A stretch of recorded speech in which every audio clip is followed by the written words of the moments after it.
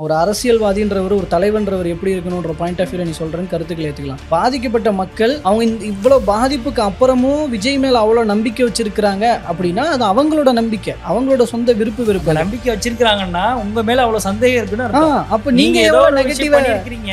நீங்க கரூர் சம்பவத்துல நீங்க ஏதோ ஒரு விஷயம் பண்ணிருக்கீங்க, இந்த மாதிரி நீங்க இழப்புக்கு மிகப்பெரிய அளவுல நீங்க ஏதோ சதி பண்ணிருக்கீங்கன்ற ஒரு ஆழமான ஒரு நம்பிக்கையில அடிப்படையில தான், அந்த சந்தேகத்தின் அடிப்படையில தான் இன்னைக்கு விஜய் பின்னாடி இந்த சம்பவம் இது மாதிரியான ஒரு சம்பவம் நடந்தும் கூட அவங்க வந்து ஆதரவு தெரிவிக்கிறாங்க. கரூர்ல வந்து கிட்டத்தட்ட 10க்கும் மேற்பட்ட மண்டபங்களை கேட்டிருக்கிறாங்க, தாவேக தரப்புல இருந்து கேட்டிருக்கிறாங்க. அதுக்கு முன்னதாகவே வந்து செய்திகள்லாம் வெளியிலே வந்துச்சு. என்ன ஆனந்த் தலைமையில ஒரு 10 பேர் கொண்ட குழுவை வந்து அமைச்சு இந்த கரூர்ல பாதிக்கப்பட்ட மக்கள் உயிரிழந்த குடும்பத்தினர் உயிரிழந்திருக்கிறாங்கல்ல அவங்களுடைய குடும்பத்தினரை சந்திக்கணும் அப்படின்னு சொல்லி அதற்கு ஏற்பாடுகளை செய்ய சொல்லி தான் அந்த குழு அமைச்சிருக்காங்க. இப்போ இந்த இடத்துல நீங்க தகவல் சொன்னீங்க இல்லையா, நான் ஒரு தகவல் சொல்றேன். சிபிஐ சொன்னதுனால தான் வந்து கரூருக்கு விஜய் போகல அப்படின்னு ஒரு தகவல் இருக்கு.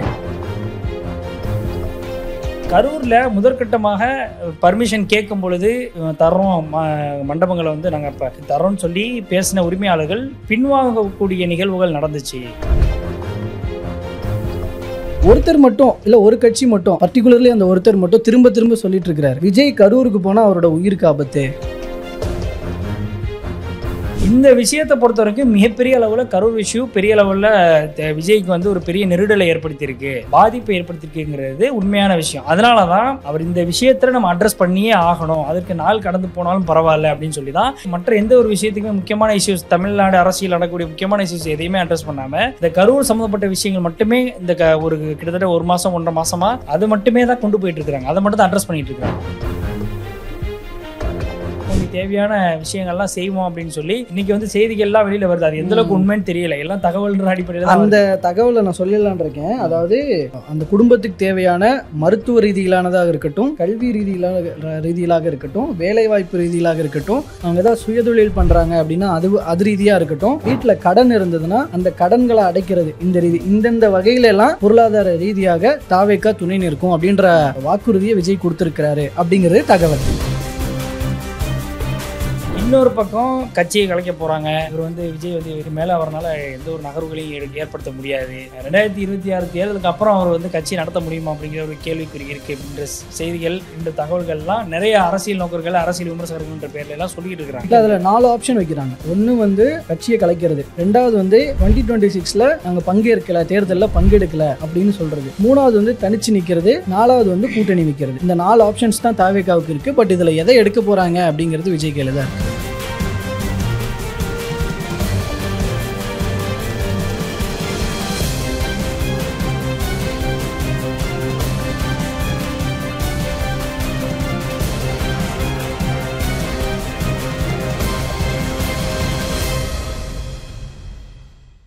வேலை வேண்டுமா?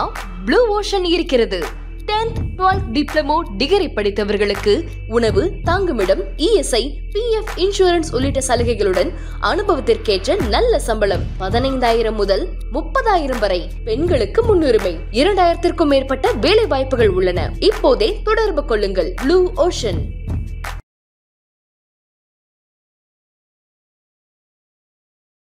தமிழ் நேயர்கள் அனைவருக்கும் அன்பு வணக்கம். இன்றைய பிஹைண்ட் த செய்தி நிகழ்ச்சியில் உங்களை சந்திக்கும் நான் கோபிநாத், நான் கிலோர். ஒவ்வொரு கட்டத்திலையும் நடக்கிற அரசியல் விவகாரங்கள் பற்றி பார்த்துட்டு இருக்கோம். அதில் முக்கியமான ஒரு நகர்வு நடந்திருக்கு இன்னைக்கு. அதாவது கரூர் எப்போ விஜய் போக போறார், கரூருக்கு போக போறார், பாதிக்கப்பட்ட மக்களை சந்திக்க போறார் அப்படின்னு சொல்லி கேள்விகள் தொடர்ந்துகிட்டே இருந்தது. கரூருக்கு போகலை அப்படின்னாலும் கூட மக்கள் சந்திப்பு இப்போ நடந்துருச்சு.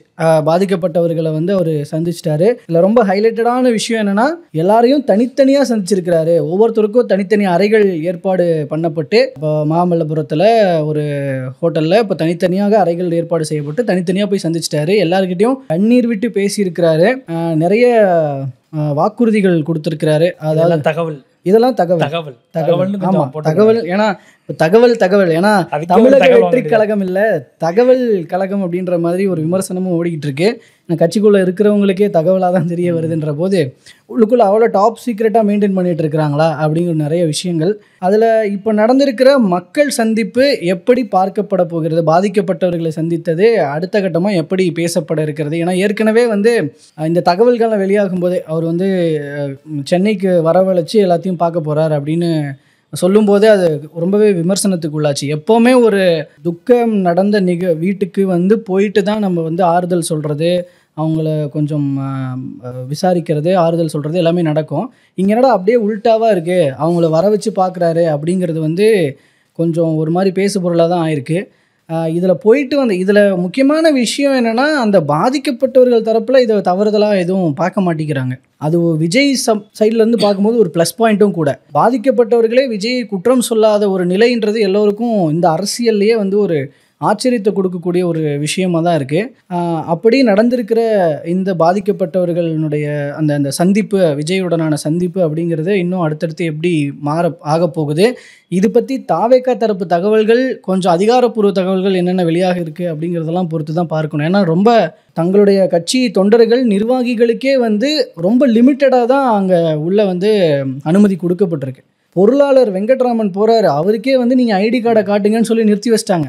எப்போ நான் பொருளாளர்ப்பா அப்படின்னு சொல்லி கூட அங்கே இருக்க பவுன்சர்ஸ் அலோவ் பண்ணல. இவர் யார் அப்படின்லாம் கூட கேட்டிருந்தாங்களாம். ஒரு பொருளாளர் தெரியாமல். அப்போ பவுன்சர்ஸ் வந்து இங்கே ஒரு ஒன் மேன் ஷோ தான் நடக்குதா, இங்கே விஜய் மட்டும்தான், மற்ற எல்லாருமே வந்து நிறுத்தப்படுறாங்க, தடுக்கப்படுறாங்க, அவ்வளோ முக்கியத்துவம் கொடுக்கப்படுறதில்ல. இந்த கரூர் இன்சிடென்ட்டுக்கு அப்புறம் ரொம்ப மெயினாக பேசப்பட்ட ஒரு விஷயம் வந்து செகண்டரி தலைவர்கள் யார், அந்த செகண்டரி தலைவர்கள் எல்லாம் உருவாக்க வேண்டிய தேவையும் அதனுடைய முக்கியத்துவம் எவ்வளோ அப்படிங்கிறதும் விஜய்க்கு இந்த கரூர் இன்சிடென்ட்டுக்கு அப்புறம் தெரிஞ்சிருக்கும்லாம் சொல்லப்பட்ட விஷயத்தில் இப்போவும் கூட இந்த மாதிரியான ஒரு போக்கே நிகழ்ந்துட்டு இருக்கு. இதில் நீங்கள் கிரகிச்ச விஷயம் என்ன கிலோர்? இதில் விஜய் அவர்கள் கரூருக்கு போகாததற்கு முக்கிய காரணம் அப்படின்னு இப்போ இருக்கக்கூடிய ரீசனாக நமக்கு கிடைச்சிருக்க தகவல் என்ன அப்படின்னா, கரூரில் வந்து கிட்டத்தட்ட 10க்கும் மேற்பட்ட மண்டபங்களை கேட்டிருக்கிறாங்க, தாவேகா தரப்புலேருந்து கேட்டிருக்கிறாங்க. அதுக்கு முன்னதாகவே வந்து செய்திகள்லாம் வெளியிலே வந்துச்சு. என்ன ஆனந்த் தலைமையில் ஒரு 10 பேர் கொண்ட குழுவை வந்து அமைச்சு இந்த கரூரில் பாதிக்கப்பட்ட மக்கள், உயிரிழந்த குடும்பத்தினரை உயிரிழந்திருக்கிறாங்கல்ல, அவங்களுடைய குடும்பத்தினரை சந்திக்கணும் அப்படின்னு சொல்லி அதற்கு ஏற்பாடுகளை செய்ய சொல்லி தான் அந்த குழு அமைச்சிருந்தாங்க. இந்த குழு அமைச்சிருக்கும் பொழுது பல்வேறு விஷயங்களை வந்து அதில் நோட் பண்ணப்பட்டுச்சு. ஏன்னா ஒரு 5 வழக்கறிஞர்கள் அதில் இருந்தாங்க. என்ன ஆனந்த் தலைமையில் பேலன்ஸ் இருக்கிறவங்க 5 வழக்கறிஞர்கள். ஏன்னா சட்ட ரீதியாக எந்த பிரச்சனையும் வந்துடக்கூடாது, அப்போது சட்ட ரீதியாக நம்ம எப்படி இந்த விஷயத்தை அணுகணும் அப்படின்ற ஒரு விஷயத்தில் தான் அவங்க வந்து அந்த குழுவை அமைச்சிருந்தாங்க. ஆனால் கரூரில் முதற்கட்டமாக பர்மிஷன் கேட்கும் பொழுது தர்றோம், மண்டபங்களை வந்து நாங்கள் இப்போ தர்றோம்னு சொல்லி பேசின உரிமையாளர்கள் பின்வாங்கக்கூடிய நிகழ்வுகள் நடந்துச்சு. அது காலையில் தர்றோம்னாங்களாம், சாயங்காலம் மறுக்கிறாங்களாம். ஆமாம், அதுக்கப்புறம் அவங்க வந்து தர மறுத்துருக்குறாங்க. அப்படின்னா அதுக்கு பின்னாடி அரசியல் ப்ரெஷர் இருந்திருக்கு. அஃப்கோர்ஸ் அரசியல் ப்ரெஷர்னா யார், அரசு தான் ப்ரெஷர் கொடுத்துருக்கோம், வேற யாரும் கொடுத்துருக்க போகிறது கிடையாது. அப்போது அதற்கு ஒரு கட்டத்துக்கு மேலே என்ன ஆகுது அப்படின்னா, கரூருக்கு பக்கத்தில் நம்ம கூட அது சம்மந்தமாக வந்து விமர்சனத்தை கேள்விப்பட்டு இருந்தோம், நம்மளும் பேசிட்டு கூட இருந்தோம், தனிப்பட்ட முறையில் நம்ம பேசும்போது கூட விளையாடணும். ஏன் பக்கத்தில் நாமக்கல் இருக்குது, ஏன் திருச்சியில் கூட வச்சுருக்கலாமே அப்படிலாம் நம்ம பேசிக்கிட்டு இருந்தோம். ஆனால் திருச்சி நாமக்கல்லில் கூட அங்கே பர்மிஷன் கொடுக்கறதுக்கான வாய்ப்புகளை வந்து அரசு ஏற்படுத்தலை. அப்போது அங்கேயும் ஒரு ப்ரெஷர் கொடுத்துருக்குறாங்க அப்படின்ட்டு தான் செய்திகள் வருது. தமிழ்நாடே கண்ட்ரோலில் இருக்கும்போது கரூர் என்ன, திருச்சி என்ன, நாமக்கல் என்ன, எங்கே மறுக்கணும்னு நினச்சாலும் ஏன் இந்த விஷயத்தில் ஏன் அப்படின்னா, கரூருக்கு பக்கத்தில் நாமக்கல் இருக்குது, திருச்சி இருக்குது அப்படின்னா கூட அங்கேருந்து கொண்டு வந்து மக்களை சந்தித்து, அவங்க பாதிக்கப்பட்ட மக்களை வந்து சந்திச்சிருக்கிறாரு அப்படின்னா கூட இன்னும் சிம்பத்தி அதிகமாகிறதுக்கான வாய்ப்புகள் இருக்குது. அப்போது இங்கே பனையூரில் தான் வந்து அவர் பண்ணையார்த்தனம் பண்ணிக்கிட்டு இருக்காருன்ற ஒரு விமர்சனம் வைக்கிறாங்கல்ல. இப்போ அதற்கு ஏற்றாற் போல தான் இந்த செயல்பாடுகளையும் கரூரில் பாதிக்கப்பட்ட மக்களையும் வந்து அவர் சந்திக்கணும், அந்த மாதிரியான ஒரு தோற்றத்தை உருவாக்கணுங்கிறதுக்காகவே பண்ண மாதிரி தான் தெரியுது. இப்போ மகாபலிபுரத்தில் வந்து ஒரு ரெசார்ட்டில் ஒரு 50 ரூம்ஸ் வந்து புக் பண்ணி ஒவ்வொரு குடும்பத்தையும் வந்து தனிப்பட்ட முறையில் வந்து சந்திக்கிறார் அப்படின்னா, இப்போ இதற்கு பின்னாடி இந்த விமர்சனத்தை எல்லாம் வந்து விஜய் எதிர்கொள்வார். அப்போ இன்னும் அது நமக்கு வந்து ப்ளஸ் பாயிண்டாக மாறும். அப்போ இன்னும் ஒரு பண்ணையார்த்தனமாக தான் அவர் வந்து விஜய் இது பண்ணிகிட்டு இருக்காரு. மக்களை வந்து நேரடியாக வந்து சந்திக்க மாட்டாரா, கரூரில் போய் ஏன் நேரடியாக சந்திக்கிற என்ன பிரச்சனை, தூத்துக்குடி துப்பாக்கிச்சூடு விவகாரத்தில் அப்போ பாதிக்கப்பட்ட மக்களுக்கு எப்படி போய் சந்திச்சார், இரவோட சொல்லாமல் கொள்ளாமல் தானே போயிட்டு வந்தார் அப்படின்ற ஒரு பாயிண்ட்ஸ்லாம் வைக்கிறாங்க. இப்போ இதெல்லாம் பார்க்கும்போது ஆஹா இது ரொம்ப வேலிடான பாயிண்ட் ஆச்சு அப்படின்னு தான் எல்லாருக்குமே தோணும். ஆனால் இங்கே நடைமுறை சிக்கல்களில் இவங்க ஃபேஸ் பண்ணதில் நிறைய சிக்கல்கள் இருந்திருக்குங்கிறது தான் இப்போ வரைக்கும் வரக்கூடிய செய்தி. அப்போது இந்த இடத்துல வந்து திமுக அரசு மிகப்பெரிய அளவில் ப்ரெஷர் கொடுத்துருக்குங்கிறது உண்மை.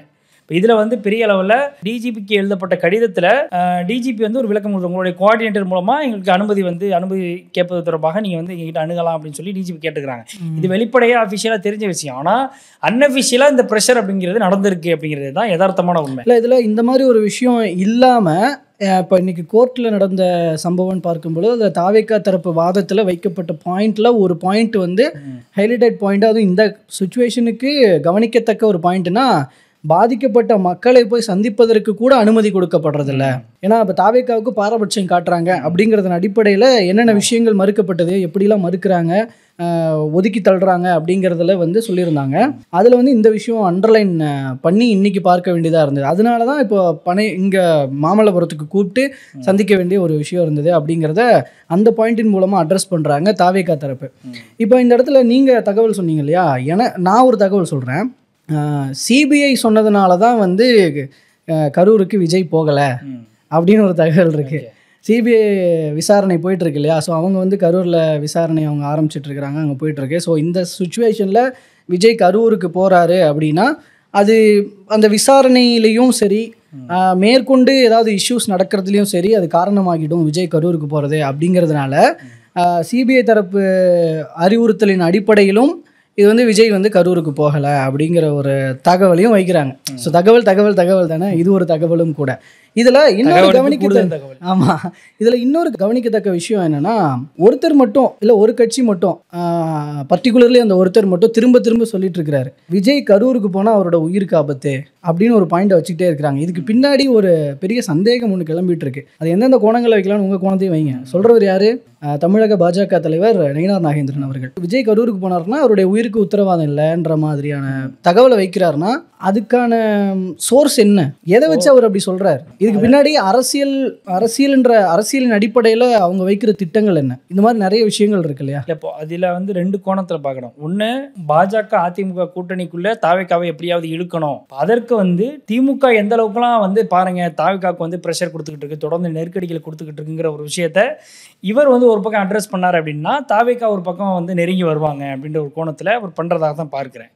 இன்னொரு பக்கம் வந்து இதற்கு பின்னாடி திமுகவை எந்த அளவுக்கு நம்ம வந்து இதில் டேமேஜ் பண்ணணும், அப்போ அது மூலமா நமக்கு எந்த அளவுக்கு கெயின் கிடைக்கும். ஒரே கல்ல ரெண்டு மாங்க. ஒன்னே தாவேக்கா கூட்டணிக்குள்ள வரணும், இல்லை அப்படின்னா அப்படி கூட்டணிக்குள்ள வரல அப்படின்னா இந்த பாயிண்ட்லேருந்து நம்ம எந்த அளவுக்கு ஸ்கோர் பண்ணலாம் அப்படிங்கிற ஒரு விஷயத்த பாஜக இங்கே கையில் எடுக்குது அப்படின்றத நம்மளால புரிஞ்சுக்க முடியுது.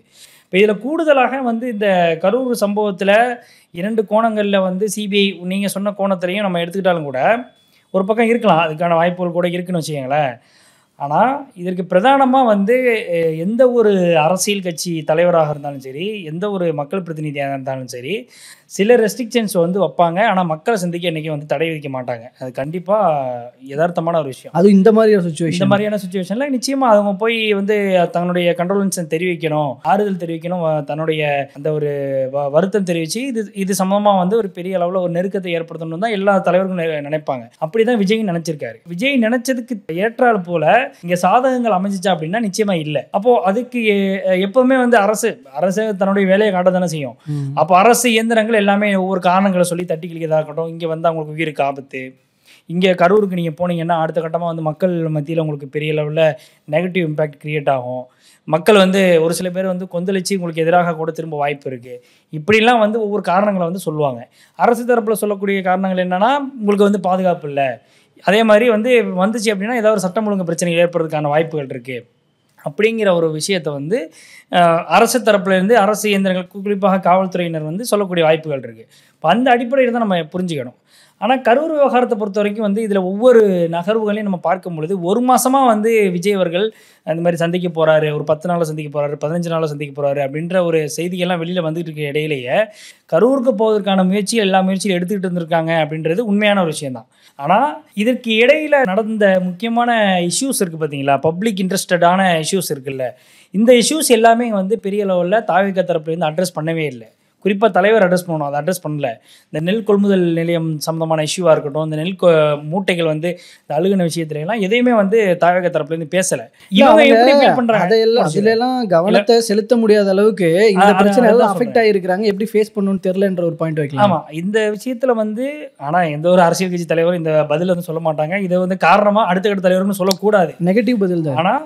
ஆனால் இதில் இன்னொரு கூடுதலான விஷயம் என்ன அப்படின்னா, இந்த விஷயத்தை பொறுத்த வரைக்கும் மிகப்பெரிய அளவில் கரூர் இஷ்யூ பெரிய அளவில் விஜய்க்கு வந்து ஒரு பெரிய நெருடலை ஏற்படுத்தியிருக்கு, பாதிப்பை ஏற்படுத்தியிருக்குங்கிறது உண்மையான விஷயம். அதனால தான் அவர் இந்த விஷயத்தில் நம்ம அட்ரஸ் பண்ணியே ஆகணும், அதற்கு நாள் கடந்து போனாலும் பரவாயில்ல அப்படின்னு சொல்லி தான் மற்ற எந்த ஒரு விஷயத்துக்குமே முக்கியமான இஷ்யூஸ், தமிழ்நாடு அரசியல் நடக்கக்கூடிய முக்கியமான இஷ்யூஸ் எதையுமே அட்ரஸ் பண்ணாமல் இந்த கரூர் சம்மந்தப்பட்ட விஷயங்கள் மட்டுமே இந்த ஒரு கிட்டத்தட்ட 1 மாதம் 1.5 மாதமாக அது மட்டுமே தான் கொண்டு போயிட்டு இருக்கிறாங்க, அதை மட்டும் தான் அட்ரஸ் பண்ணிட்டு இருக்கிறாங்க. அப்போ இது எல்லாமே வந்து முற்றிலும் வந்து இந்த விஷயத்தில் வந்து நம்ம அடுத்த கட்டமாக நம்ம நகரணும் அப்படின்னா கரூர் இஷ்யூவை நம்ம அட்ரஸ் பண்ணிட்டு தான் நகர முடியும் அப்படின்ற ஒரு பாயிண்ட். இன்னொரு பாயிண்ட் 27 to 27 30 நாள் ஆகுது. ஆமாம், 30வது நாள். இன்னொரு முக்கியமான பாயிண்ட் என்னன்னா கோபி, இதில் கிட்டத்தட்ட 1 மாதம் ஆயிடுச்சு. இந்த கரூர் இஷ்யூவை அட்ரஸ் பண்ணாமல் அடுத்த கட்ட பரப்புரைக்கு நம்மளால் போக முடியாது அப்படிங்கிறதுல விஜய் ரொம்ப தெளிவாக இருக்காரு அப்படின்ட்டு தான் நமக்கு வரக்கூடிய சோர்சஸ் சொல்கிறது. ஏன்னா அடுத்த பரப்புரைக்கு இதை நம்ம அட்ரஸ் பண்ணாமல் போயிட்டோம் அப்படின்னா, அல்லது வெளியே ஊர்களுக்கோ, அதாவது மற்ற மாவட்டங்களுக்கோ, மற்ற தொகுதிகளுக்கோ, எங்கேயா இருக்கட்டும், தொகுதி வாரியாக பிளான் பண்ணுறாங்களா மாவட்ட வாரியாக பிளான் பண்ணுறாங்கன்னு தெரியல, அப்படி போனாங்க அப்படின்னா நிச்சயமாக இந்த இஷ்யூ அப்படிங்கிறது ஒரு நீர் கொடுத்த நெருப்பாக வந்து இருந்துக்கிட்டே இருக்கும். அதை அணையாமல் பார்த்துக்கிறதுல நிச்சயமாக வந்து அது ஆளுங்கட்சியாக இருக்கட்டும், டிவிக்கு எதிர்க்கக்கூடிய கட்சிகளாக இருக்கட்டும், அவங்க கண்டிப்பாக செய்ய தான் செய்வாங்க. அப்போ இதுக்கு வந்து ஒரு முற்றுப்புள்ளி வைக்கணும். அப்போது அந்த மக்களை சந்திச்சிட்டோம் அப்படின்னா அந்த விஷயத்துலேருந்து நம்ம வந்து கடந்து போயிடலாம், அடுத்த விஷயத்தை நோக்கி போயிடலாம்.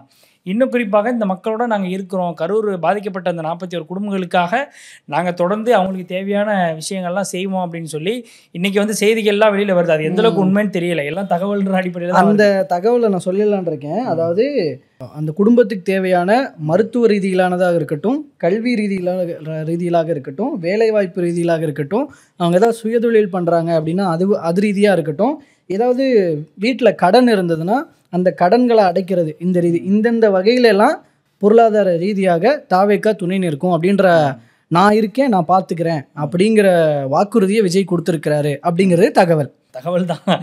இப்போ இன்னொரு விஷயம் கூடுதலாக, இப்போது இந்த விவகாரத்தில் வந்து எப்படியும் அதிமுக கூட்டணி இல்லாமல் ஒரு கூட்டணி அப்படின்றது ஒரு வலிமையான கூட்டணி இல்லாமல் உங்களால் ஜெயிக்க முடியாதுங்கிற ஒரு நிலைக்கு இன்றைக்கி டிவிக்கு வந்துட்டதாகவும், அதற்கு வந்து குறிப்பாக ஏடிஎம்கே கிட்ட திரும்பவும் பேச்சுவார்த்தை நடத்துறதாகவும்லாம் செய்திகள் வருது. இப்போ கூட்டணி தொடர்பான பேச்சுவார்த்தை நடக்குது. இதில் இன்னும் சொல்லப்போனால் டிவிக்கு வந்து 100 சீட்டு வரைக்குமே வந்து டிமாண்ட் பண்ணுறாங்க அப்படின்னு சொல்லியும் செய்தி வருது. ஏன்னா இது எல்லாமே வந்து எந்தளவுக்கு ஊர்ஜிதப்படுத்தப்பட்ட செய்தி அப்படின்னு நம்மளால் இது பண்ண முடியாது. ஆனால் ஏற்கனவே நமக்கு சில நம்பகத்தகுந்த நெருங்கிய அந்த முக்கியமான நிர்வாகிகள் சொன்ன அடிப்படையிலே நம்ம சொன்னோம். ஏன்னா ஏற்கனவே அந்த பேச்சுவார்த்தை நடந்தது உண்மை, அது அவங்களே வந்து அக்செப்ட் பண்ணாங்க.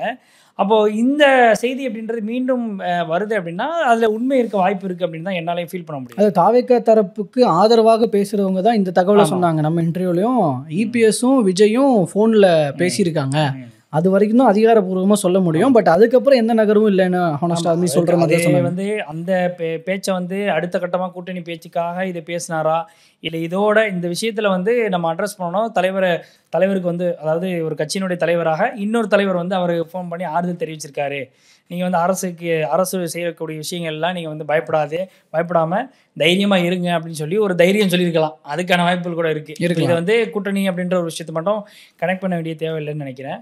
இப்போ இந்த விஷயம் எல்லாமே வந்து ஒரு பரப்புரை அடுத்த கட்டமாக நம்ம கொண்டு போகணும் அப்படின்ற ஒரு முடிவுக்கு விஜய் வந்துட்டார் அப்படின்ட்டு தான் செய்திகள் வருது.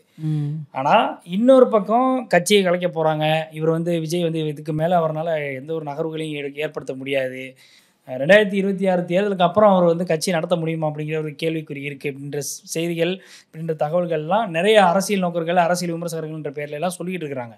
ஆனால் அது எந்த அளவுக்கு உண்மை அப்படிங்கிறது நம்மளால் அதில் 4 ஆப்ஷன் வைக்கிறாங்க. ஒன்று வந்து கட்சியை கலைக்கிறது, ரெண்டாவது வந்து 2026 நாங்கள் பங்கேற்கலை, தேர்தலில் பங்கெடுக்கலை அப்படின்னு சொல்கிறது, மூணாவது வந்து தனிச்சு நிற்கிறது, நாலாவது வந்து கூட்டணி வைக்கிறது. இந்த 4 ஆப்ஷன்ஸ் தான் தாவேக்காவுக்கு இருக்குது. பட் இதில் எதை எடுக்க போகிறாங்க அப்படிங்கிறது விஜய் கையில் தான் இருக்குது. ஆமாம், இதில் கூடுதலாக நம்ம இந்த விஷயத்தை எல்லாத்தையும் கனெக்ட் பண்ணி பார்க்கும்போது இந்த பரப்புரை அடுத்த கட்டத்துக்கு கொண்டு போகணும். ஏன்னா இது கரூருக்கு அப்புறம் 1 மாதம் ஆகிடுச்சு, வாரம் செல்லக்கூடிய அந்த இது எல்லாமே வந்து இப்போ ஷெட்யூல் டோட்டலாக மாறிடுச்சு. இதுக்கப்புறம் வந்து ரோட் ஷோக்கு கண்டிப்பாக பர்மிஷன் கிடையாது. ஏன்னா ஒரு முறையான ஒரு வழிமுறை நெறிகாட்டு அந்த வழிகாட்டு நெறிமுறைகளை வந்து கொண்டு வர வரைக்கும் நாங்கள் வந்து ரோட் ஷோக்கு பர்மிஷன் கொடுக்க மாட்டோம்னு சொல்லி நீதிமன்றத்திலே வந்து தமிழ்நாடு அரசு தரப்பில் சொல்லியிருக்கிறாங்க. அதுக்கு தான் நீதிமன்றமும் இன்னைக்கு சொல்லியிருக்கிறாங்க, உங்களுக்கு 10 நாளுக்குள்ள அந்த வழிகாட்டு நெறிமுறைகளை தமிழ்நாடு அரசு வகுத்து கொடுக்கணும்னு ஆர்டர் போட்டிருக்காங்க. ஆமாம், இப்போ இது எல்லாமே வந்து இதோட கனெக்ட் பண்ணி தான் பார்க்கணும். இப்போ அடுத்து விஜயோடைய பரப்புரை தான் அடுத்து திரும்பவும் ரெஸ்யூம் ஆக போகுது. அப்படிங்கிறப்போ அது எப்படி போக போகுதுன்ற ஒரு கேள்வி வருது இல்லை. இப்போ இதுக்கான வாய்ப்புகள் இல்லை அப்படின்னா, ரோட் ஷோக்கான வாய்ப்புகள் இல்லைன்னா நிச்சயமாக ஜெயலலிதா அவர்களுடைய பாணியை கையில் எடுப்பதற்கான வாய்ப்புகள் இருக்குது. ஒவ்வொரு முக்கியமான மாவட்டந்தோறும் மாவட்டத்தில் ஒரு இடத்த சூஸ் பண்ணி அந்த இடத்துல பெரிய அளவில் எப்படி ஒரு விக்கிரவாண்டி மதுரை மாநாடு நடத்துகிறாரோ அதே மாதிரியான ஒரு மாநாடு, அது ஒரு மாவட்ட மாநாடாக நடத்துறதுக்கான வாய்ப்புகள் கூட இருக்குது அப்படின்றது தான் நமக்கு தெரிஞ்ச வரைக்கும் இப்போதைக்கு இருக்கக்கூடிய சுச்சுவேஷனில் அது செயல்படுத்தக்கூடிய விஷயமா நம்மளால் பார்க்க முடியும். அது பற்றின தகவலாகவும் ரீசெண்ட் டேஸில் வெளிவந்தது என்னென்னா, சொன்ன மாதிரி இனிமேல் வந்து ரோட் ஷோ மாதிரி போயிட்டு ஒவ்வொரு இடத்துல, அதாவது மக்கள் கூடும் இடங்கள் சிட்டிக்கு உள்ளே இருக்கிற மாதிரியான அந்த டிராஃபிக்கான இருக்கிற இடங்களெல்லாம் சூஸ் பண்ணி அங்கே நின்று மக்களை சந்தித்து பேசிகிட்டு இருந்த தற்போது வரைக்கும் இருந்த நடைமுறைக்கு பதிலாக ஒவ்வொரு மாவட்டத்தை சூஸ் பண்ணியோ அல்லது ஒரு குறிப்பிட்ட தொகுதிகளுக்கு ஒரு இடம் அப்படின்ற மாதிரி ஒரு இடத்த ஃபிக்ஸ் பண்ணியோ அங்கே ஒரு மாநாடு ஸ்டைலில் ஒரு பெரிய கூட்டம் அங்கேயே வந்து தொண்டர்களை வர சொல்லி பேசுகிற மாதிரியும், அதற்கு சென்னையிலேருந்து வந்து தனி ஃப்ளைட்டு மூலமாக பக்கத்தில் இருக்கிற ரெஸ்பெக்டிவ் ஏர்போர்ட்டுக்கு போயிட்டு அங்கேருந்து ஹெலிகாப்டரில் அந்த ரெஸ்பெக்டிவ் பிளேசஸ்க்கு அந்த மாநாடு எங்கே மக்கள்கிட்ட பேச போகிறாரோ அந்த இடத்துக்கு ஹெலிகாப்டரில் போயிடுற மாதிரியும். ஏன்னா இந்த ரோட்டில் வர்றது மூலமாக தான் இவ்வளோ பிரச்சனைகள், காலதாமதம், மக்கள் கூட்டம் நெரிசல் ஏற்படுறது, இந்த மாதிரி எல்லா விஷயமும் நடந்ததுக்கு இந்த எப்படி நம்மளுடைய அணுகுமுறை எப்படி இருந்தது அப்போ அதை ஃபஸ்ட்டு மாற்றிடுவோம் அப்படிங்கிற ஒரு பிளானில் ஹெலிகாப்டரில் போயிட்டு டேரெக்டாக ஸ்பாட்டுக்கு போகிற மாதிரி பிளான் பண்ணியிருக்காங்க. ஒரு பெங்களூர்லேருந்து ஒரு கம்பெனிக்கிட்ட ஒரு வருஷத்துக்கு ஒரு 5 ஹெலிகாப்டர் மாதிரி ரெண்ட்டுக்கு பேசியிருக்கிறாங்கன்ற தகவல்லாம் சொல்கிறாங்க. அது எந்த அளவுக்கு உண்மைன்றது அது இனிவரும் காலங்களில் தெரிய வரும். அடுத்தடுத்து அவங்க ஷெட்யூல் விட்டாலே தெரிஞ்சு போயிருமே. இல்லை, விஜயா இருக்கட்டும் அல்லது தாவேக்காவாக இருக்கட்டும், இப்போ இருக்கக்கூடிய இந்த ட்ரெண்ட் செட்டரை கிரியேட் பண்ணுறது இருக்குல்ல, இவங்க வந்து ஒரு புதுசாக ஒரு விஷயத்தை நாங்கள் வந்து அரசியலில் கொண்டு வர போகிறோன்னு அவங்க ஏதோ ஒரு முயற்சி பண்ணுறாங்க. ஆனால் அந்த முயற்சி எல்லாமே மிகப்பெரிய அளவில் ஒரு ஃபெயிலியரில் போய் முடியுது. அது வந்து மக்கள்கிட்ட கனெக்ட் ஆகலை. சோஷியல் மீடியாவில் ஃபயர் விடுறதுக்கும் அல்லது சோஷியல் மீடியாவில் அது சம்மந்தமாக வீடியோக்களை பகிர்ந்து அதில் வந்து நம்ம புலாகிங்கிறத வேணால் அடையலாம். ஆனால் மற்றபடி அதில் பெரிய அளவில் இம்பேக்ட் வந்து மக்களை கனெக்ட் பண்ணுற மாதிரியான விஷயங்கள் நடக்காது. அப்போ இதை வந்து இந்த விஷயத்துல தான் வந்து டிவிக்கு வந்து ஒரு மிகப்பெரிய அளவில் ஃபெயிலியரை சந்திக்குதுன்னு நினைக்கிறேன். எஸ், அங்கே தான் என்ன பாயிண்ட் நான் பார்க்குறேன்னா, நவீனத்துவம் ஓகே தேவை தான், இருக்கட்டும், நீங்கள் புது வகையான பாலிடிக்ஸ் பண்ணுங்கள். ஆனால் அந்த நவீனத்துவம் சொன்னது போல் மக்கள் கூட போய் கனெக்ட் ஆகுதா, இல்லை இந்த மாதிரி எங்கெங்கெல்லாம் பேக் ஃபயர் ஆகுது, பேக் ஃபயர் ஆகக்கூடாதுன்னா என்ன பண்ணணும்னு சொல்கிறதுக்கு ஒரு அனுபவம் வாய்ந்த மைண்டு கூட இருக்கணும்ல, அனுபவம் வாய்ந்த மனிதர்கள் கூட இருக்கணும்ல. ஸோ அங்கே தான் வந்து, ஏன்னா இந்த மாற்றுக் கட்சியிலேருந்து சேரணும்னு வந்தவங்களெல்லாம் அப்படியே ஸ்டாப் பண்ணி வச்சிருக்கிறாங்கன்னு ஒரு தகவல் வந்துச்சு இல்லையா முன்னாடியே. இப்போ ஒருவேளை அது மாதிரிலாம் அதை ஸ்டாப் பண்ணி வைக்காமல் அந்த மூத்த தலைவர்கள், அதாவது மற்ற கட்சியில் இருந்தவங்களாம் ஒருவேளை இங்கே வந்து சேர்ந்துருந்தாங்கன்னா, தம்பி இல்லை தம்பி இது இப்படி பண்ணக்கூடாது தம்பி, இப்படி பண்ணிங்கன்னா இப்படி பிரச்சனையாக வாய்ப்பு இருக்குன்னு அவங்க தான் இன்புட் கொடுத்துருப்பாங்க. அவங்களுடைய அரசியல் அனுபவம் அந்த மாதிரி இருந்திருக்கும். ஸோ இந்த இன்சிடெண்ட்டுக்கு அப்புறம் தான் இந்த மூத்த நிர்வாகிகள் தொண்டர் படை உருவாக்குறது, அப்புறம் மூத்த நிர்வாகிகள் எல்லாம், அதாவது மாற்றுக் கட்சியில் இருப்பவர்கள்லாம் உள்ளே கொண்டு வர்றது, அதுக்குன்னு ஒரு அமைப்பை ஏற்படுத்துறது, ஒரு கட்டத்தை ஒரு லெவலை ஏற்படுத்துறது தனக்கு கீழே, இந்த மாதிரியான ப்ராசஸில் விஜய் கான்சென்ட்ரேட் பண்ணிட்டு இருக்கிறாருன்னு ஒரு தகவல் வந்துச்சு. ஸோ இப்போ கரூர் மக்களை சந்திச்சிட்டாரு, வெளியே வராமல் இருந்தாங்க, கரூர் மக்களை சந்திச்சிட்டாரு. இப்போ இதுக்கப்புறம் வந்து அடுத்தடுத்த நகர்வுகள் இருக்கும். சொன்ன மாதிரி அடுத்த ஷெட்யூல் வரும், அடுத்து ஏதாவது ஒரு லிஸ்ட்டு வரதுக்கும் வாய்ப்பு இருக்குது. தொண்டர் படை ரிலேட்டடான, தொண்டர் பாதுகாப்பு படை ரிலேட்டடான லிஸ்ட் ஏதாவது வர வாய்ப்பு இருக்குது. அப்புறம் மூத்த நிர்வாகிகள் மாற்றுக் கட்சியிலேருந்து இவங்கெல்லாம் சேர்றாங்க, இவங்களை வச்சு இப்படி ஒரு குழு அமைக்கிறோம் அப்படின்னு ஏதாவது லிஸ்ட்டு வெளிவர வாய்ப்பு இருக்குது அப்படிங்கிறது தகவல். இப்போது கூடுதலாக இன்னொரு விஷயத்தை நம்ம சேர்த்து நம்ம ஆன்லைன் சொல்லி பார்த்தோன்னா, இதில் இந்த விஷயத்தில் வந்து மகாபலிபுரத்தில் கூட்டிகிட்டு வந்து இத்தனை குடும்பங்களை வந்து கிட்டத்தட்ட 41 குடும்பங்கள் 36 குடும்பம் வந்ததாக செய்திகள் வருது. இல்லை 5 குடும்பம் மட்டும் வரலை அப்படின்ற மாதிரி சொல்கிறாங்க. இந்த 36 குடும்பங்களும் எந்த ஒரு அப்ஜெக்ஷனும் தெரிவிக்காமல் தான் அந்த வந்திருக்கிறாங்க. அப்போ அவங்கள வந்து நம்ம விமர்சிக்க வேண்டிய எந்த ஒரு நிர்பந்தமும் கிடையாது, அவசியமும் இல்லை. ஏன்னா அவங்க வந்து ஒன்றும் சொல்கிறது, அவர் விஜய் அவர்களை சந்திக்கணுன்ற ஒரு அடிப்படையில் கூப்பிட்ட உடனே அவங்க ரெஸ்பெக்டிவாக வந்திருக்கிறாங்க. ஸோ இது எல்லாமே வந்து விமர்சனத்திற்கு அப்பாற்பட்ட ஒரு விஷயமாக தான் நான் பார்க்குறேன். இன்னொரு கூடுதலாக ஒரு விஷயம் சொல்லணும்னா, இதை வந்து கடுமையான முறையில் விமர்சனம் செய்யக்கூடிய ஆட்கள் வந்து அந்த குடும்பத்தையும் வந்து குதறக்கூடிய வேலையெல்லாம் பார்க்குறாங்க. அவங்களே வந்து கடுமையான முறையில் விமர்சனம் பண்ணுறாங்க. அப்போ இந்த மாதிரியான விஷயங்கள் எல்லாமே வந்து ரொம்ப மோசமான ஒரு வழிமுறையாக தான் நான் இதை புரிஞ்சுக்கிறேன். அதில் பாதிக்கப்பட்ட ஒருத்தர் சிபிஐ கிட்ட நான் கம்ப்ளைண்ட் கொடுக்க போகிறேன்னு சொல்லியிருந்தார், பேட்டி கொடுத்துருந்தாரு. ஆமாம், அது ரொம்ப கவனிக்கத்தக்க ஒரு விஷயம். நீ வந்து விஜயோட அரசியல் அணுகுமுறையை விமர்சிக்கிறியா, ஓகே. ஏன்னா ஒரு அரசியல்வாதின்றவர், ஒரு தலைவன்றவர் எப்படி இருக்கணுன்ற பாயிண்ட் ஆஃப் வியூவில் நீ சொல்கிறேன்னு கருத்துக்களை ஏற்றுக்கலாம். பாதிக்கப்பட்ட மக்கள் அவங்க இவ்வளோ பாதிப்புக்கு அப்புறமும் விஜய் மேலே அவ்வளோ நம்பிக்கை வச்சிருக்கிறாங்க அப்படின்னா அது அவங்களோட நம்பிக்கை, அவங்களோட சொந்த விருப்பம். நம்பிக்கை வச்சிருக்கிறாங்கன்னா உங்க மேல அவ்வளவு சந்தேகம் இருக்குன்னு அப்ப நீங்க ஏதோ நெகட்டிவா பண்ணிருக்கீங்க. நீங்க கரூர் சம்பவத்துல நீங்க ஏதோ ஒரு விஷயம் பண்ணிருக்கீங்க, இந்த மாதிரி நீங்க இழப்புக்கு மிகப்பெரிய அளவுல நீங்க ஏதோ சதி பண்ணிருக்கீங்கன்ற ஒரு ஆழமான ஒரு நம்பிக்கையில அடிப்படையில தான், அந்த சந்தேகத்தின் அடிப்படையில தான் இன்னைக்கு விஜய் பின்னாடி இந்த சம்பவம், இது மாதிரியான ஒரு சம்பவம் நடந்தும் கூட அவங்க வந்து ஆதரவு தெரிவிக்கிறாங்க. இதை வந்து 20 லட்சம் ரூபாய்க்காக கொச்சையா வந்து தன்னுடைய குழந்தைகளை கூட இழந்தாலும் கூட இந்த 20 லட்சம் ரூபாய்க்காக பேசுறாங்கன்ற மாதிரிலாம் சில ஐடிவிங்கள்லாம் வந்து அந்த மோசமான வேலைகளை பண்ணிட்டு இருக்கிறாங்க. ஆனால் இதே வந்து இதில் வந்து விஜயோடைய அரசியல், அவருடைய நகர்வு, அவர் மகாபலிபுரத்தில் கூப்பிட்டு வச்சு பேசுறது, இதெல்லாம் விமர்சனம் பண்ணுறியா, தாராளமாக பண்ணு. உன்னை யாரும் கேள்வி கேட்க போகிறது கிடையாது. நீ இந்த இன்னும் அதிகமாக கூட பண்ணிக்கோ, உனக்கு அது வந்து பெரிய அளவோட கெயின் ஏற்படுத்தலாம். ஆனால் பாதிக்கப்பட்ட மக்களை நீ வந்து இன்னும் புஷ் பண்ணி உன் மேலே பெரிய அளவில் வெறுப்பை அதிகப்படுத்திக்கிட்டே இருக்க. அந்த விஷயம் அப்படிங்கிறது ரொம்ப மோசமான ஒரு செயல்பாடு தான் நான் பார்க்குறேன். ஏன்னா சோசியல் மீடியாவில் ரொம்ப வக்கிரமாக அந்த மாதிரியான ஒரு போக்கு அப்படிங்கிறது போயிட்டுருக்கு. இதில் இன்னொரு விஷயம் கவனிக்கிறது என்னென்னா, இந்த டிவிக்கே இந்த மாதிரியான இந்த ஒரு மாதமாக பெரிய அளவில் ஆக்டிவில் இல்லாமல், அந்த கரூர் சம்பவத்துக்கு பெரிய அளவில் ரியாக்ட் பண்ணாமல், விஜய் அவர்களுடைய அந்த அமைதி, இவ்வளோ நாளாக எந்த ஒரு சந்திப்புக்கு என்ன முயற்சி எடுத்தாருன்ற இதெல்லாம் போயிட்டு இருந்துச்சுல்ல, இன்றைக்கு இடைப்பட்ட காலகட்டத்தில் அந்த கட்சிக்குள்ளே இருக்கக்கூடிய ஐடி விங்ஸுக்குள்ளேயே வந்து மிகப்பெரிய அளவில் சலசரப்பு ஏற்பட்டுச்சு. விஜய் அவர்களையே விமர்சனம் பண்ணாங்க. புஷி ஆனந்த் அடிக்கிறதுக்கு ஒரு டீம் இறங்குது உள்ள. இவங்களாம் தனித்தனியாக இண்டிவிஜுவலாக வந்து ஒரு கேமை வந்து ப்ளே பண்ணுறாங்க. இது எல்லாமே வந்து விஜய் அவர்கள் ஏன் இந்த சுச்சுவேஷனில் பெரிய அளவில் போய் அங்கே ரியாக்ட் பண்ணலை, கரூர் சம்பவத்தில் ஏன் பனையூருக்கு கூட்டிகிட்டு வந்தார் அப்படின்னா, உண்மையிலே நான் நோட்டாவுக்கு ஓட்டு போகிறத தவிர வேறு வழியே தெரியல அப்படின்லாம் ட்வீட் போடக்கூடிய செயல்பாடுகள்லாம், சம்பவங்கள்லாம் நம்மளால் பார்க்க முடிஞ்சிச்சு. நிறைய ட்வீட் பார்த்துட்டு இருந்தோம். இந்த இன்சிடென்ட்டுக்கு அப்புறமா நான் அதிகாரப்பூர்வமாகவே தாவேக்காவுக்கு கொடுத்த ஆதரவை வாபஸ் வாங்கிக்கிறேன், தாவேக்காலேருந்து விலகிக்கிறேன், இந்த மாதிரியான ட்வீட்ஸையும் பார்க்க முடியும். ட்வீட்ஸ் எல்லாமே வந்து டிஎம்கே வந்து அது மேனிபுலேட் செஞ்ச விஷயம் இருக்கலாம். அப்படியே லிஸ்ட் போட்டு நானே அதை எடுத்து வச்சிருந்தேன் அந்த ஃபோட்டோ கூட. ஏன்னா இது எல்லாமே வந்து டிஎம்கே அதை அப்படியே ஸ்கிரிப்ட் அப்படியே ஒரு வரி கூட மாற்றாமல் அப்படியே எல்லாத்தையுமே எடுத்து வச்சுருந்தாங்க. அதை படித்து கூட காட்டுறேன் உங்களுக்கு. கரூர் கூட்ட நெரிசல் உயிரிழப்பால் பாதிக்கப்பட்ட மக்களை பனையூர் வர வைத்த விஜயின் கேவலமான செயலால் நான் அதிகாரப்பூர்வமாக தமிழக வெற்றி கழகத்திலிருந்து விலகிக் கொள்கிறேன், நன்றி அப்படின்னு சொல்லி விஜய் அவர்களை டேக் பண்ணுது. இதை வந்து ஆண்டவர் வெறியன்னு சொல்லி ஒருத்தர் போட்டிருக்காரு. இன்னொருத்தர் ஜெகதீஷன் சொல்லிட்டு வராரு, கரூர் கூட்ட நெரிசல் உயிரிழப்பால் பாதிக்கப்பட்ட மக்களை பனையூர் வர வைத்த விஜயின் கேவலமான செயலால் நான் அதிகாரப்பூர்வமாக தமிழக வெற்றி கழகத்திலிருந்து விலகிக் கொள்கிறேன், நன்றி. அதே இந்த ட்வீட் தான் நான் பார்த்தேன். ஆமாம், இது எல்லாமே ஒட்டுமொத்தமாக பார்த்தோம் அப்படின்னா கிட்டத்தட்ட ஒரு 15 ஐடிக்கு மேலே மொத்தமாக பார்த்து நானே இது பண்ணி வரிசையாக லிஸ்ட் அவுட் பண்ணி பார்த்தா ஒரே கண்டென்ட் அப்படியே காப்பி பண்ணி பேஸ்ட் பண்ணியிருக்காங்க. இது வந்து இயல்பா நம்ம பார்த்தாலே தெரியும். அப்போ எதிர்கட்சிக்கார வேலை தான், எதிர்கட்சி சதிதான் ஆடும்ல. இது வந்து ஆளுங்கட்சியோட சதி தான். இது வந்து இது யூஸ்வலாக நம்ம வந்து பார்க்குற விஷயம் தான். ஏன்னா ஃபேக் ஐடிஸை கிரியேட் பண்ணிட்டு யாரும் நீங்கள் சொல்கிற மாதிரி அஃபிஷியலாக எந்த ஒரு மாவட்ட நிர்வாகிகளோ அல்லது வந்து மாநில நிர்வாகிகளோ யாரும் வந்து விலகி போகிறோன்னு சொல்லிலாம் அறிவிக்கலை. அடிமட்டத்தில் நீங்கள் வந்து தொண்டர்கள் வெளியில் போகிற மாதிரி இங்கே ஃபேக் ஐடிஸை கிரியேட் பண்ணிட்டு இருக்கிறாங்க. இப்போ இது இந்த மாதிரியான ஒரு ஸ்டேட் முதல்ல இந்த ஸ்கிரிப்டே முதல்ல வந்து ரொம்ப மோசமான ஒரு ஸ்கிரிப்டாக இருக்குது. பார்த்தாலே அப்புறமா தெரியுது இது நீங்கள் பண்ண வேலை தான் அப்படின்னு. இப்போ இந்த ஐடி விங்குகள் செய்கிற வேலைக்கெல்லாம் நம்ம வந்து பெரிய அளவில் ரியாக்ட் பண்ண வேண்டியதில்லை. ஆனால் விமர்சனம் எழும்புனுச்சு.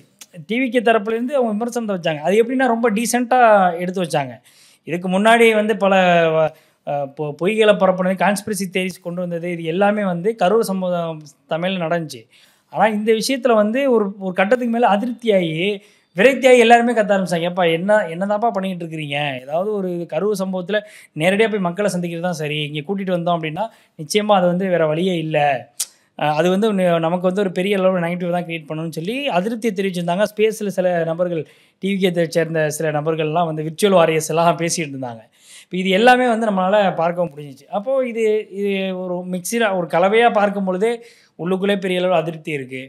பெரிய அளவில் விஜய் அவர்களுடைய செயல்பாடுகளில் ஒரு பெரிய ஏமாற்றம் அவங்களுக்கு இருக்குது அப்படின்றத நம்மளால் புரிஞ்சுக்க முடிஞ்சிச்சு. இருந்தாலும் கூட இது அடுத்த தடவை விஜய் அவர்கள் அதை சேஞ்ச் பண்ணிக்கிடுவார் அப்படின்ற ஒரு நம்பிக்கையிலையும் வந்து அவங்களுடைய பேச்சுகள், அவங்களுடைய ட்வீட்ஸ் எல்லாத்தையும் பார்க்க முடியுது. ஆக்சுவலாக விஜய் அவர்கள் வந்து இந்த முடிவை தான் எடுத்தாகணும் அப்படின்னு சுற்றி இருக்கிற சக்திகள் முடிவு பண்ணி நெருக்கடி பண்ணி நீ கடைசியில் இந்த வழியில தான் மட்டும் போயாகணும், நான் மற்ற வழியெல்லாம் லாக் பண்ணிட்டேன், உனக்கு இந்த ஒரு வழி மட்டும்தான், இந்த ஒரு வழியில் நீ போனீங்கன்னா கண்டிப்பாக நீ அதில் தான் போயாகணும், உனக்கு எதிராக நான் இந்தந்த பாயிண்ட்ஸாக எடுத்து வைப்பேன். அதுதான் அப்படி தான் இந்த மாமல்லபுரத்துக்கு வரவழைக்கப்பட்ட இந்த நிகழ்வு நடந்திருக்கிறதா தான் பார்க்க முடியுது. ஆமாம், இப்போ இன்க்ளூடிங் இப்போ கன்க்ளூஷனாக நம்ம முடிச்சலாம் நினைக்கிறேன். ஏன்னா மேக்ஸிமம் எல்லாத்தையும் நம்ம கவர் பண்ணிட்டோம். ஆமாம் ஆமாம், சில விஷயங்கள் பேச வேண்டியதை நம்ம வந்து உடைச்சி பேசி ஆக வேண்டிய தேவை இருக்குன்றதுனால ஓப்பனாக பேசணும். ஏன்னா 2 பக்கமும் இருக்கக்கூடிய நெகட்டிவ் பாயிண்ட்ஸ் என்னன்றதையும் நம்ம பேசியிருக்கோம். இதில் இறுதியாக வந்து விஜய் அவர்கள் இந்த அரசியல் கட்சி அடுத்த கட்டமாக தொடர்ந்து கொண்டு போக போகிறாரு. அவருடைய பரப்புரையில் எந்த அளவுக்கு சிக்கல் ஏற்பட போகுது, அப்படி ஏற்பட போகுதா இல்லையா, அப்படி ஏற்பட்டால் அது எந்த அளவுக்கு அவங்க வந்து ஷார்ட் அவுட் பண்ண பார்ப்பாங்க, கூடுதலாக வந்து அவர் 2026 தேர்தலுக்கு அப்புறம் அது எந்த அளவுக்கு அதை அடுத்த கட்டத்துக்கு கொண்டு போக போகிறாரு அப்படின்றத பொறுத்து தான் அடுத்த கட்ட அவருடைய அரசியல் எதிர்காலம் அப்படிங்கிறது இருக்கும். அதான் அடுத்து வர அந்த ஷெட்யூல் போடுறதுலேருந்தும் சரி, அவர் அடுத்து வர கூட்டத்தில் பேசுறதுலேருந்தும் சரி, என்னென்ன படிப்பினைகளை படிச்சிருக்கிறாருன்னு தெரிஞ்சுக்க முடியும். ஆமாம், நிச்சயமாக அந்த விஷயத்தில் வந்து கூடுதலாக அவர் கவனம் செலுத்துவார். இன்னும் கூடுதலாக தாவேக்கா அனைத்து மட்ட நிர்வாகிகளும், குறிப்பாக அதை ஆர்கனைஸ் பண்ணக்கூடிய நிர்வாகிகள் உட்பட எல்லாருமே வந்து கூடுதல் கவனம் எடுப்பாங்க அப்படின்றத நம்மளால் புரிஞ்சுக்க முடியுது. இதுக்கப்புறம் அந்த மாதிரியான ஒரு செயல்பாடுகள் நடக்கும் அப்படின்னு நான் நினைக்கிறேன். ஆனால் இதில் இன்னொரு பக்கம் பெரிய லெவலில் இந்த சம்பவத்துக்கு பிறகு விஜய் அவர்களுடைய அந்த அவருக்கு மன ரீதியாக அவருக்கு ஏற்பட்ட பாதிப்பு, கட்சியே வந்து பெரிய லெவலில் ஒரு அப்படியே ஸ்தம்பிச்சு போய் நிற்க, கலகலத்து போயிருக்குன்னு சொல்லலாம். ஆமாம், ஸ்தம்பிச்சு போயிருக்கு, கலகலத்து இருக்குது அப்படின்னு கூட சொல்லலாம் நீங்கள் சொல்கிற மாதிரி. ஆனால் இது எப்படி ஒரு கட்டத்துக்கு மேலே உருவாக்கிடுச்சுன்னா, மக்களுடைய பிரச்சனைகளை அட்ரஸ் பண்ண முடியாத அளவுக்கு ஒரு கட்சி செயல்படுமா, ஒரு கட்சி இருக்குமான்ற அளவுக்கு இந்த செயல்பாடு அப்படின்றது போயிடுச்சு. அப்போ எப்படின்னா, நீ ஏற்கனவே முன்னதாக குறிப்பிட்டது மாதிரி தான், ஒரு செகண்டரி லீடர்ஸை கொண்டு வரக்கூடிய விஷயத்தில் இன்னும் கவனம் எடுக்க வேண்டிய தேவை இருக்குது. அவங்கள ரொம்ப ஸ்ட்ராங்காக ஃபீல்டு ஒர்க்கர்ஸாக மாற்ற வேண்டிய தேவை இருக்குது. தொண்டர் படை உருவாகினா தொண்டர் படைகளை வந்து நீங்கள் பவுன்சர்ஸாக வச்சுருக்கணும்.